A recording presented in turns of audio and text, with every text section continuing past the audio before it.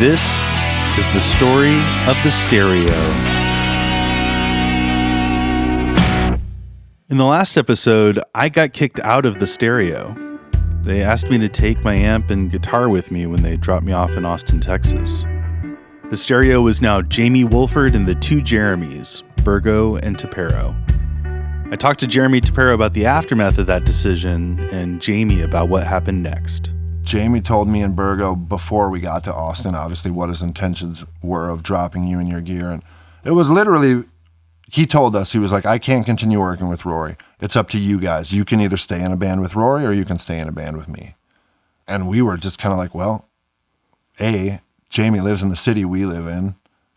B, he's got, at that point, it felt like the lion's share of the songs and also the van and the trailer and the kind of the nuts and bolts of the band. So while I don't really remember me and Bergo ever being comfortable with the situation, we were just kind of like, okay, well, let's just keep going. You know, like it just kind of was what it was. Now begins the Spinal Tap-esque guitar player thing that was always prevalent with the stereo. You know what I mean? Like it seemed like almost every tour we'd have a new member. We enlisted a guy named Eric Hansen. And Eric was a sweetheart of a guy and a great guitar player. Didn't really sing. I mean, he sang some backups, but he was perfect for me and Bergo. Eric was a friend, you know, was in different bands and whatnot, and knew us, knew the guys from Motion City Soundtrack.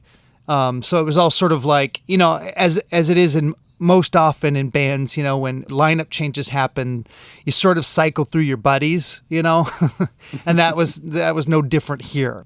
We ended up getting a guy named Ross to fill in after Eric, and Ross was a great player. Personally, when we hit the road with him, it was like sort of a bizarre fit. He had some issues on the road. He was dealing with a really bad breakup. Like, you know, we would wake up in the middle of the night, you know, 4 dudes in a double room, and like me and Jamie are on one bed, Bergo's in his bed, and Ross isn't in bed anymore because he's like on the phone between the beds, like weeping, talking to somebody at like 4 a.m. We ended up asking him to leave. It didn't go very well with Ross. Everybody in the band was like, you know, and it wasn't even a me call on this one. It was like, you know, he was like pulling out a switchblade in the back of the van, just playing with a switchblade, and it kind of made us like nervous. Like it was just like the dude's just practicing switchblade moves back there. And like Bergo being like, I'm completely uncomfortable with this and I want you to throw that thing away. And him being like, no, and like pointing it at him, you know. Sweetheart of a guy, not the right fit. Terrifying. I think it opened Jamie's eyes to like, oh man, it's not necessarily just easy to get another guy. Like, it's like that thing. It's like sometimes that initial chemistry is the magic. I mean, I actually remember saying like, okay, well, we lost a few jams, you know, like, because now that we don't have Rory, we can't be like all playing 300, you know, and we can't, that's out, you know what I mean? Like that's out of the set. And I was so driven and so determined back then, obviously because of the point we were at with you, you know, like that we were driven to was because of my ambition to try to make everything just go, go, go, go, go. The next release from the stereo would be an EP titled New Tokyo is Calling. Call you, this is for you, I will see you from a new view. New Tokyo is calling you. Before we got into the story of making that record, I had a question for Jamie about the title track that I'd never gotten a chance to ask him. So let me ask you a question that I've always wondered. Is New Tokyo an autobiographical song about me leaving the band? A little bit. Yeah. Okay. Like, wow. Okay. Yeah. It's funny. Honestly, you get to a point with certain songs, you don't even know what they're about anymore, you know? Right.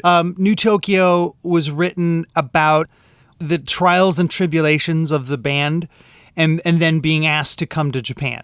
Like I literally got off the phone when I found out we were getting a licensing deal with JVC, and they're like, yeah, we're going to bring you over. We're going to do 4 shows, you know, 2 nights in Tokyo kind of thing. And then 2 other cities. And I was like, yes. And that was literally one of my dreams. I was like, I want to take our band to Japan, you know? I think we hit the road on tour with No Motive and head out west and did like Wyoming and Colorado and Utah and California and back home. And then eventually made our way back to the East Coast to record the New Tokyo EP with Jay, this time actually recording with Jay Robbins. The New Tokyo EP was really fun because it was a chance to go work with Jay Robbins. You know, it's like you start going, oh, we need a cabinet to use for our Marshall head, and because we have a bad speaker in ours, and it's like you pull this one out and it's got a Fugazi stencil on it, and that's insane, you know. Or there's like a little hallway in the back where all of the bands that have worked with Jay like signed something. So there's Braid and Promise Ring and Jets to Brazil and all these records that were my favorite records at that time. But the artwork on that EP is, there's a little bit of a story there. So if you've seen it, it's us. It's just like a band shot, like in front of their gear. But the difference is that we're actually all floating above the gear. We'd gone to, what's that, REI, you know, the kind of the hiking mountaineering store. And we talked to them about what to do to like suspend ourselves. And they're like, well, this is weird because normally you would harness yourself the other way. So you're sort of hanging, so your butt is hanging down. We're like, well, we want to go the other way. And they're like, well, I guess you could put it on backwards. He's like, you might experience some severe tenderness. And he was right. What we ended up having to do is we took big, thick pieces of like carpet and we cut them into the shape of like shorts, you know, and we stuffed them down the front of our jeans. And then we put the strap part on, and then you tried to like cover it. And then basically you would just hang.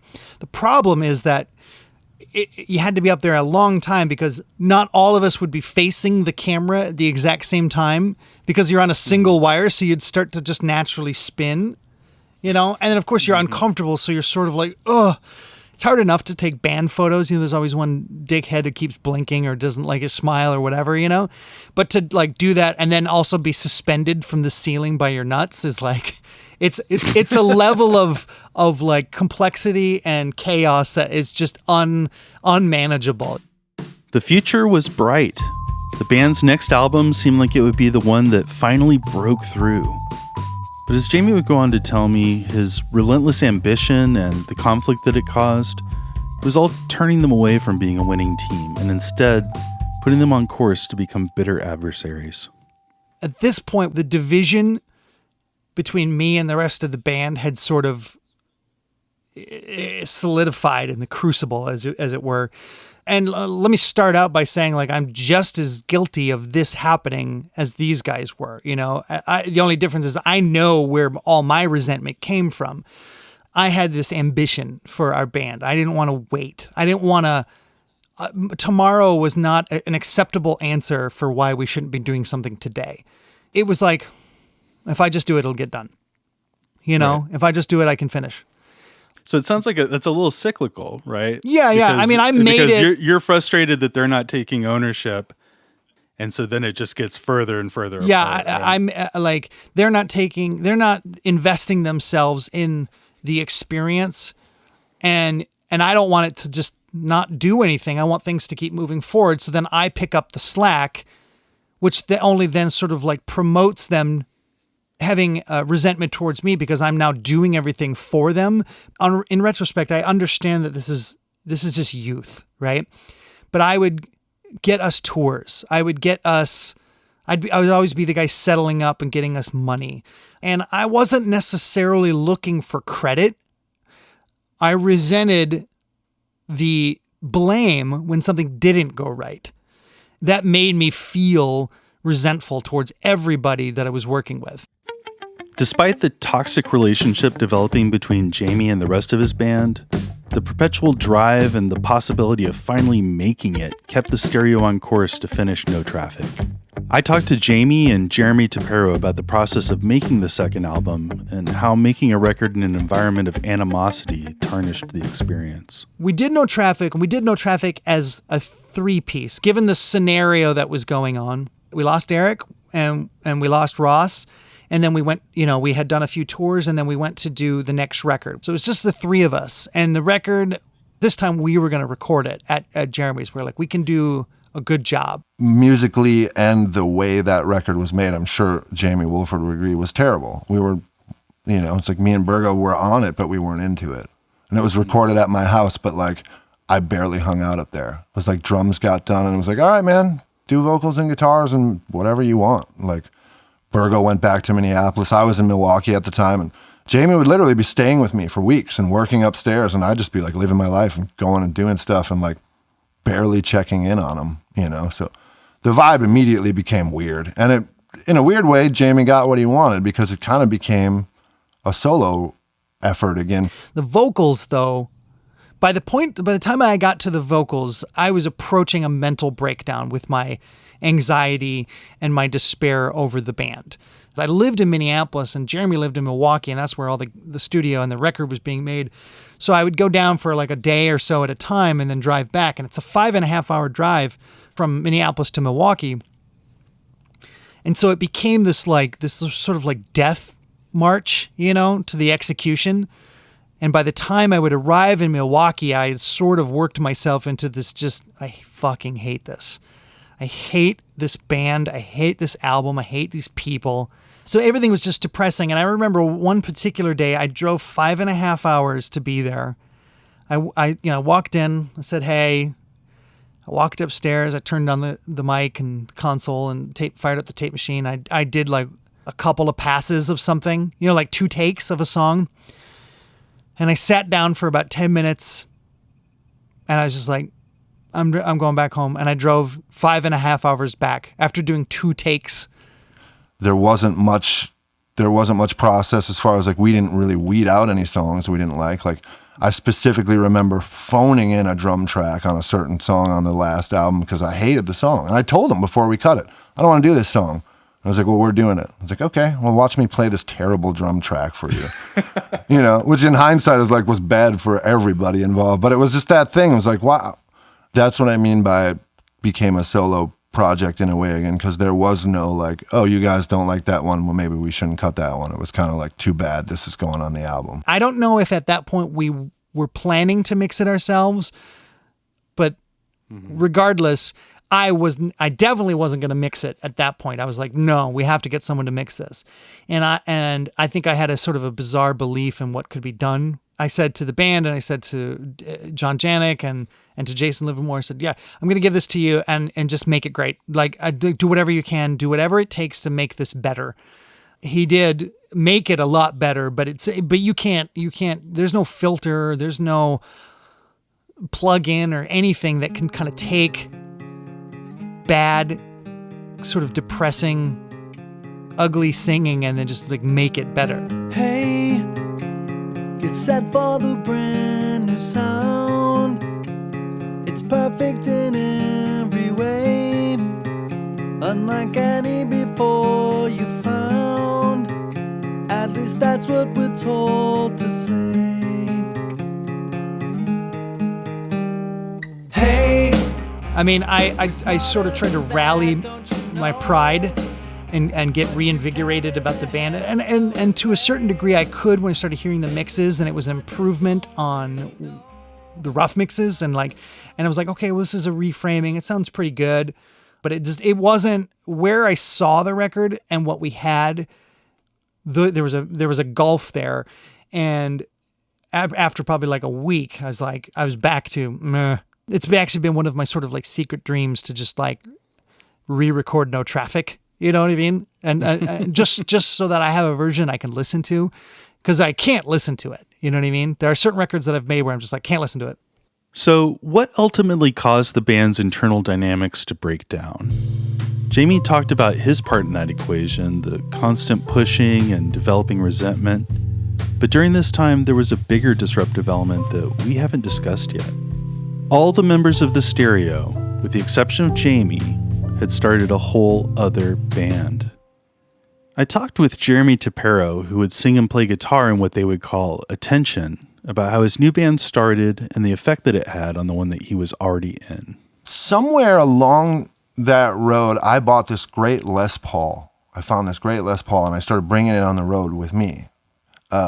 and working on my own tunes, and I obviously had the home studio in Milwaukee where no traffic was recorded, and that place had kind of continued to evolve. So when I wasn't on tour, being the giant Dave Grohl fan that I was, and being always conflicted between drums and guitar guy and which one I wanted to be or whatever, like I started making demos at home, a bunch of them, and I just played everything on them and started singing and writing these, Foo Fighter-esque type of songs, and just I got way into that, and I got excited about showing those songs to Bergo and Eric and being like, we should start another band where like I do this. And it was never, the three of us never had any like, we're going to leave the stereo and do this. It was like, we should also do this, and that really bothered Jamie. At this point, that the band, the band that you're talking about, the band called Attention, which was my drummer, Jeremy Tappero,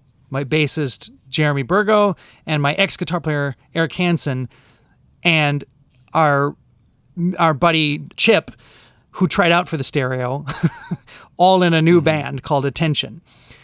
And they were like over the moon about it. Like they had the investment that I wanted them to have in the stereo. They had it for their own other band without me. From the first moments, I don't think he didn't like me talking to those guys about it. He certainly didn't we were always together and on tour, so we would talk about it while we were doing stereo things, but we'd be talking about this new project we should do. And he could see that we were excited about it. And, unfortunately, he felt the same thing we all felt, which is like the three of us had become a clique and he had kind of become an island in the band, And I think it really bummed him out that he saw us excited about something that had no anything going for it. It was just, 11 songs on a CDR. There was no talk of anything or touring or booking. Like, here's the stereo doing all this stuff on a record label that's getting popular, doing well, and we're all excited about starting this brand new thing from scratch without him. Amongst all this turmoil, the band finally realized an important achievement towards living out the rock and roll dream: an upcoming tour of Europe. Former stereo guitarist Eric Hansen, who also happened to be a founding member of Attention, was asked to rejoin for the tour. Jamie had aspired to play his music with his friends and take it around the world, but now he'd made an album that he couldn't listen to when he was gearing up to tour Europe in support of it. In these circumstances, the internal conflict diminished what could have been a triumphant milestone, and even today the key players don't agree on all the details. So, things needed to get done, and regardless of how sad and mopey I was about it, I had to go to my job, and it started to really feel like a job and less like a band at that point.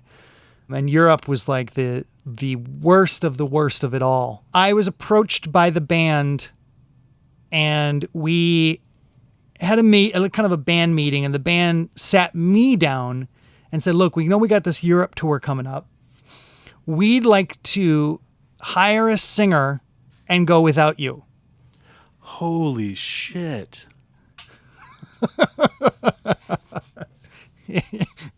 Are you kidding me?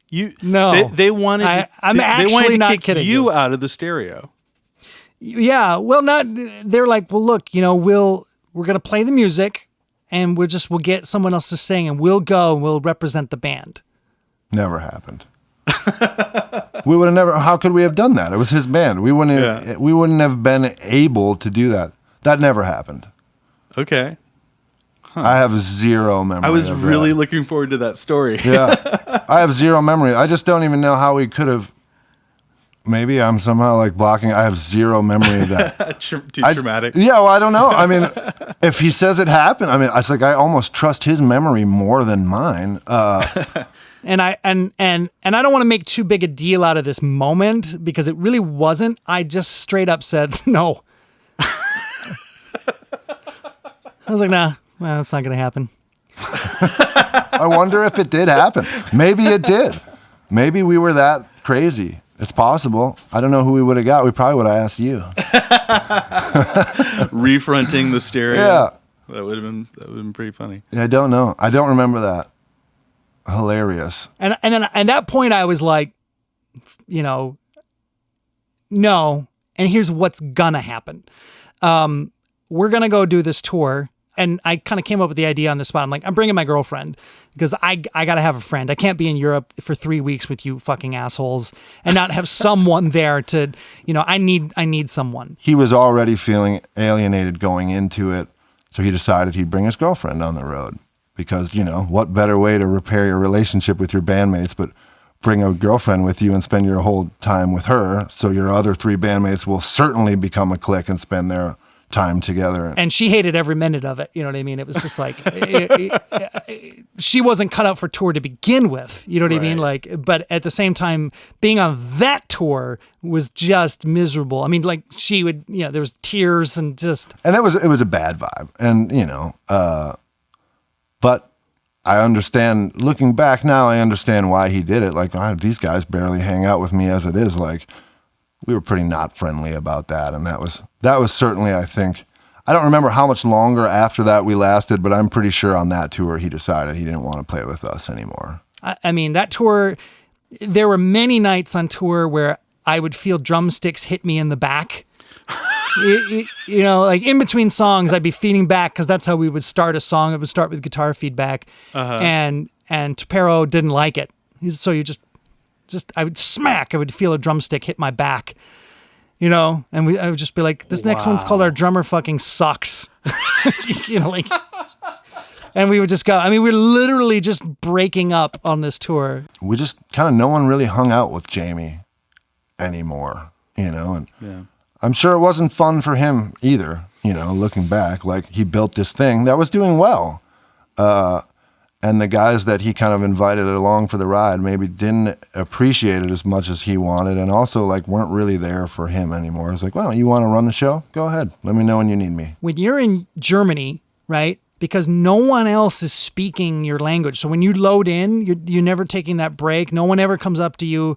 So you end up sort of almost exclusively just sort of experiencing the tour in this bubble with the people that you can speak to, which is your band. And if you're our band on this tour, you don't want to talk because you don't like each other, right? They're talking to each other. They're having a great tour. They're talking about their other band. I'm sort of just hanging out with my girlfriend.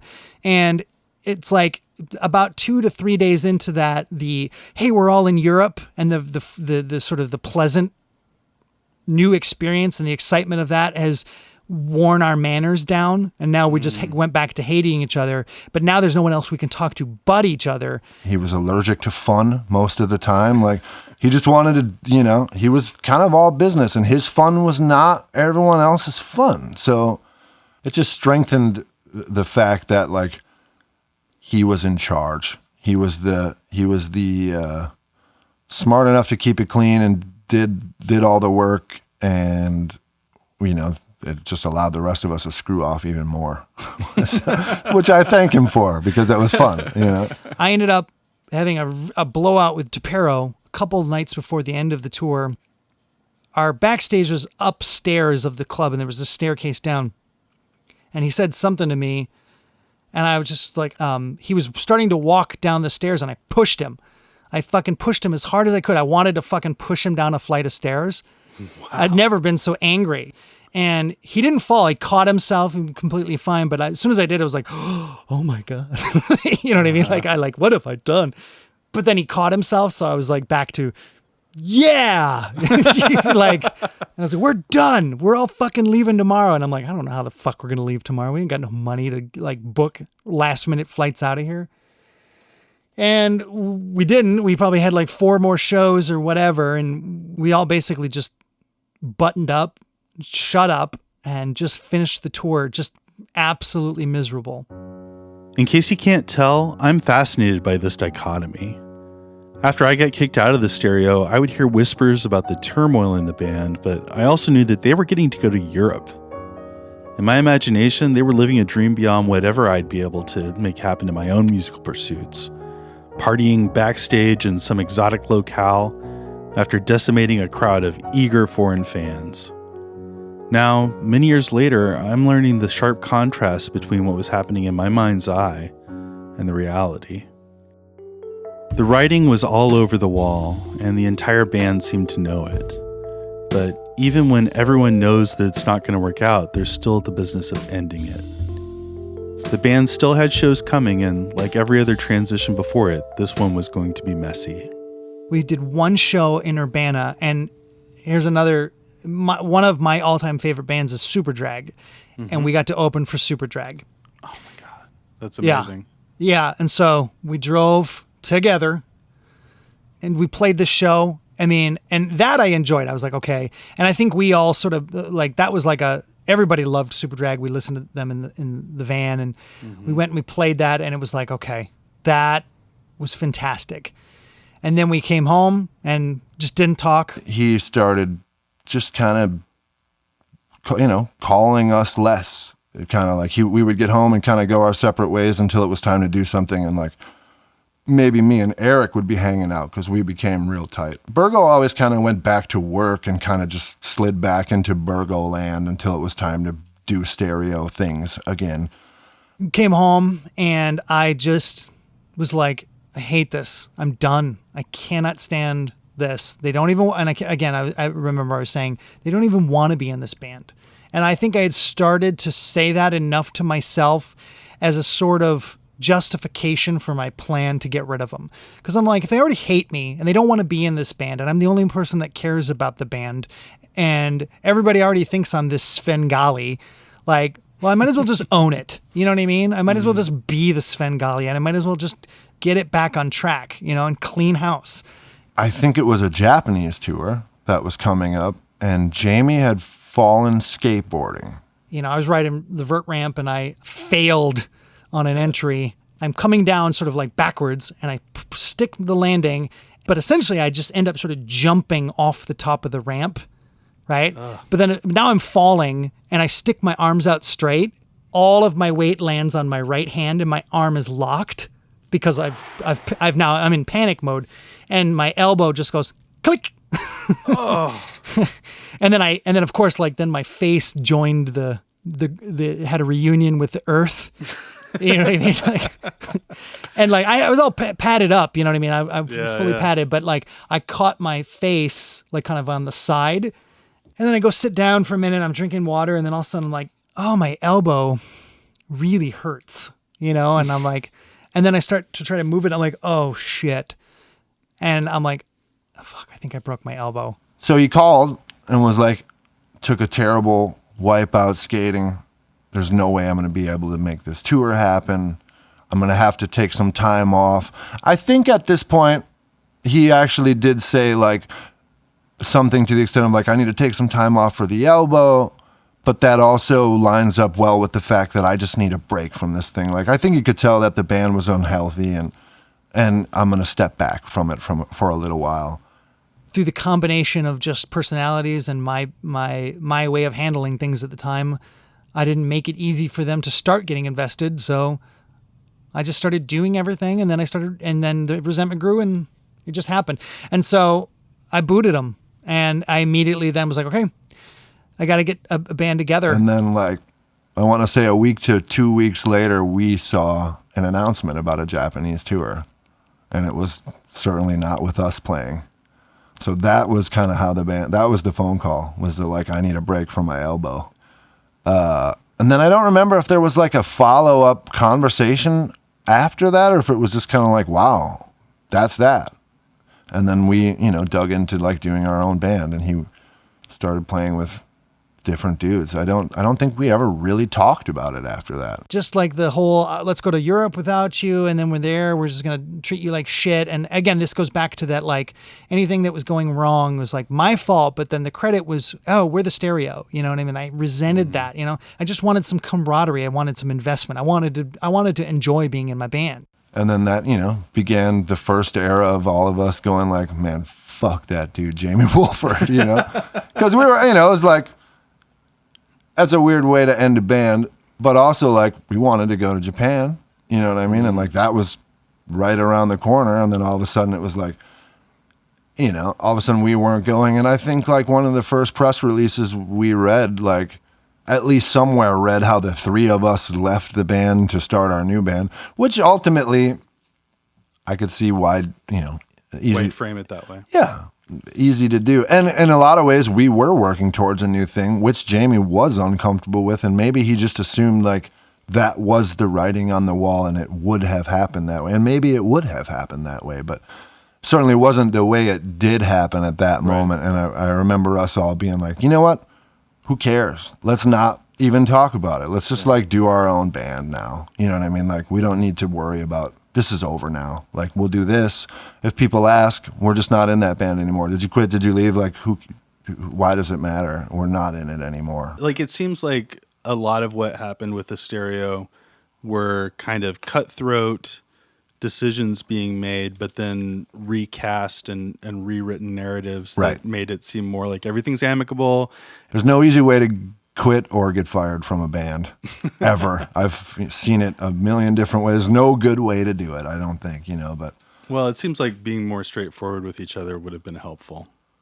Yeah. Yeah, I mean, the old honesty is the best policy is still true in that thing. It's like, yeah, it might be a really uncomfortable thing, but instead of putting a guy out on the curb and being like, hey, maybe you should take your half stack, it's like, maybe just have the 10-minute conversation that's like, dude, this isn't working out. The Stereo would be going through yet another evolution after checking the boxes on 2 full-length albums for Fuel by Ramen Records, multiple tours of the United States, a tour of Europe, and a distribution deal with a major label in Japan. So many pieces had come together that even if the circumstances surrounding those accomplishments had taken a toll on everyone involved, it seemed like with some perseverance and a little luck, success was sure to be right around the corner. Thank you so much for listening to this episode. In our next chapter, the Stereo will come closer than ever to reaching that dream of dreams for turn-of-the-century rock bands, signing to a major label. Oddly, they had a signing freeze. Then the phone stopped being answered. Next time on The Story of the Stereo.